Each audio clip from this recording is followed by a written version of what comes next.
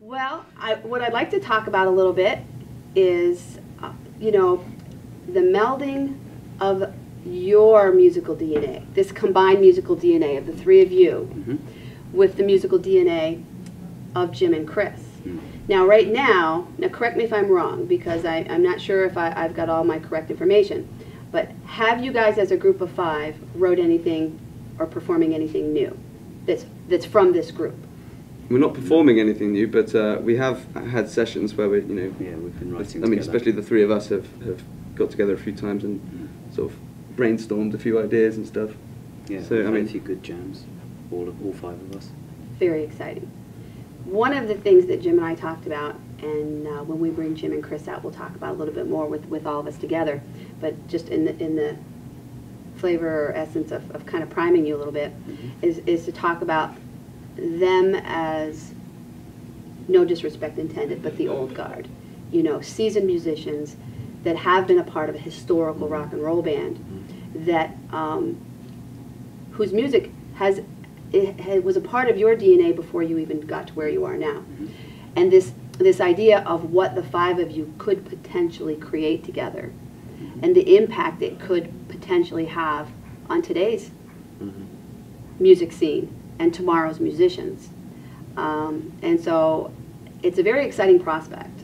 Anybody who loves music, who goes back as far as 1964, whether you're a musician or just someone who loves it, loves the music, who listen to it and who have eclectic taste, the concept and the potential in that possibility is actually quite profound. And I consider myself to be one of those people, and I figure if I'm interested in it, then other people must be interested in it too. So at this point, I think I'd like to bring out Jim McCarty and Chris Dreja and talk to them a little bit about their experience as founding members of the Yardbirds and how they feel about playing with these three young guys and what they think about the potential of the music they could make together. So I'm sitting here with the Yardbirds, and to my left we have two of the original founding members, Mr. Jim McCarty and Mr. Chris Dreja. Did I say that right? Very well. Dreja. And what we've been talking about today with the new generation of musicians in the Yardbirds is their musical journey and what Andy referred to as his musical DNA, which I really like that, so I blatantly have stolen it. And what we were talking about was the potential there is with this group of five musicians. The two of you with your seasoned background as founding members of the band, a band that has made such innovations in modern rock and roll, and these young guys who are coming up with their musical DNA, including influences from your music and your band. Right. And this forward motion of where it might go from here. You guys mentoring these young guys and them bringing this modern, youthful energy and the potential for the music you could make and how it might affect the modern music landscape. Right. And I want to hear what you have to say about that. Very nice. Excellent. Well, we go to Rhode Island from here. Yeah. Yeah. Then we go to Annapolis. Oh. Yes. Who brought these guys in? Excellent. Yeah. Sense of humor. That's not what I meant. Oh, but you have to have a sense of humor. I do, but you're not going to get away with not telling me what I want to know. Okay. So you want to know another direction that we're going in, a musical direction. Yeah, I want to talk. I want to talk a little bit about the creative process. Yeah. I know you've not officially done anything new, and you're not officially performing anything new, but I'm very much looking forward to the performance, and I know that the musical repertoire of music that you have to play is probably enough to do 10 shows, and I'm a little bit interested in how you chose what you chose for tonight's performances, but just as importantly, I'm interested, and I think people who follow your music are interested in what's going to come out of the band from here, or what the potential is. I mean, you know, don't write any checks that you're, you know, can't cash. But, you know, to talk about the music and the creative process, Yeah. and how you feel about playing with these guys. And We're breaking up after today. Had enough. They're annoying. No, actually, they're great musicians, and they really do bring. I mean, obviously, our music is not a sort of restful music. Some of it's quite dynamic, and a lot of it's very eclectic. But it's true, you can't have anybody in the band who doesn't have the right background or the right DNA or the right roots, and these guys certainly do have it. You know, we have had other people in the band, and it's just wonderful that we found guys, you know, this young. Ben, of course, who's been with us for 5 years, is the most brilliant guitar player, and I've played with a lot of them, and he is really quite something. So they bring an awful lot. They bring a huge dynamics to us, you know, which help, you know, which is very helpful.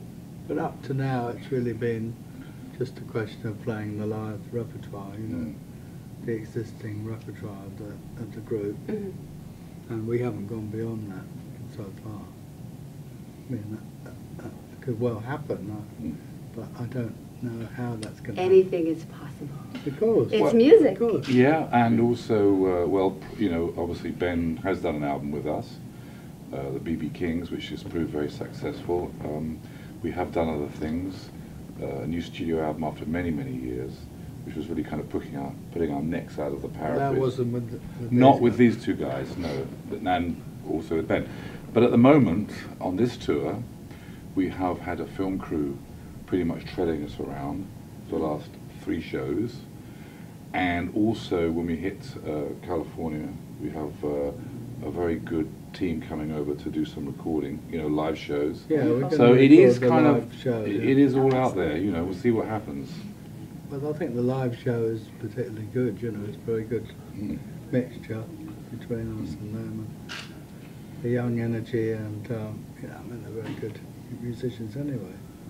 And the Yardbirds have always been innovative in as much as we never play the same thing quite the same twice. And we go off on tangents, and these guys are all cool musicians. They know, I mean, it's a scary thing at times, but they go for it. Who starts the tangents? That's well, what I want to anybody know. can. Anybody can. That's the whole point. That was the whole Yardbirds years ago. I mean, if you listen to our original material, by the end of the 5 years initially, it had grown tremendously in length and what we were doing. Extraordinary. In my experience, the tangents tend to be some of the best music ever played.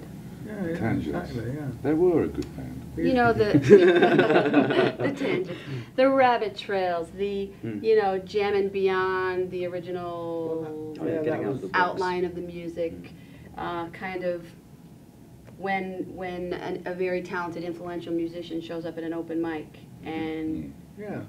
next thing you know, a very profound musical experience is happening, and it's all about Well, we went being off there at on the a right tangent time. anyway because we started just playing 12-bar blues, the same as the old blues singers, and then we just went off on a tangent to that. then know, you with get that slain by the basis. music and end up in some other place. Yeah, exactly. That's So a we very wanted, good place to wanted be. to make it a bit different. So. Yeah, we needed to do something for ourselves, obviously. I mean, we were white blues musicians playing in the Surrey Delta back in England. Yeah, we were imposters. We were imposters. And as Jim so rightly said at the Rock and Roll Hall of Fame induction, we'd like to thank you for bringing your music back to you. And of course, he was so right. But, having said that, I think all our roots are in the blues. No matter what music we're playing, there is always that. And these guys have the same, they come from the same direction, you know, very much so. Well, everybody's got to start somewhere. Got to start somewhere. You might as well start with the blues. That's right. If you're Oh, into I rock and am. roll in any way at all. I'm it's all a about the blues lover. Yeah. I'm a very big proponent of the blues in the Lehigh Valley. Yeah, And, me too. I Well, was- not in Lehigh Valley, but, Not in the Lehigh Valley? well, maybe, could be anywhere, really. How do you like playing in the United States? Jim, I know you like it very much. I always like it, yeah. There's a lot of long memories here, you know, with the people that saw us. Lots of people saw us in the 60s. You've still got your memory. Now, play peop- nice. And people are loyal to the band. you Oh, know. they are. That is yeah. true, yeah. And I think they were more interested in the general music, not in the hit singles. Yes. In Europe, it was all about the latest hit singles. Play the latest hits. Yeah. I think Americans in general tend to have an eclectic taste in music. So a band such as the Yardbirds, that you, as you yourself described your bands as eclectic, would stand to reason that it would be very well received in the United Yeah, States. yeah, well, it'd be Have you fun. guys been to the United States before, or Yeah. is this a first, or a first with this band, or? Yeah, me and Dave, this is our third visit, isn't it? Yeah, It's fourth, actually. Fourth, is it? Yeah, oh, yes, yeah, that's yeah. right, yeah. Our They've got third better year. memories than us. Practically Yeah. experienced already. Yeah, yeah. So we've seen small pockets, and there are huge swathes of land which we still haven't seen. So it'd be great to see it at some point. You want to drive across the Midwest? You want to see lots of land? Just drive across the Midwest. Quite interesting, Lee Valley. Hmm? Lee Valley, that would be quite a good place. Lee to- Valley? Yeah. I don't even know where that is. Ah. So how do you guys feel, the audiences, how do they differ in the United States, say, from Europe? They're much more vociferous here. You know, we played an incredible show the other night up in Vermont, I think. No, not Vermont. It was Londonderry, New Hampshire. And as soon as we started the set, they were on their feet and they were wailing. And you know, that's the kind of that's how I typify.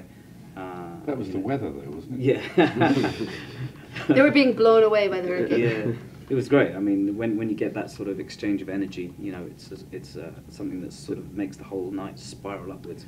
I There's a have big difference found between that them. with musicians, and you tell me if it's true, that to what extent you feed off the energy of the crowd. If you have a large, energetic, encouraging you, egging you on crowd, does that really Yeah, of course. improve the quality of your playing? That was and- the whole start of the Yardbirds. Yeah, It was yeah. We post-war, always had it very black exciting. and white misery, and then the youth had nothing to do, and all the arts, not just music, but everything came together at a point where we needed colour in our lives, and the youth needed something.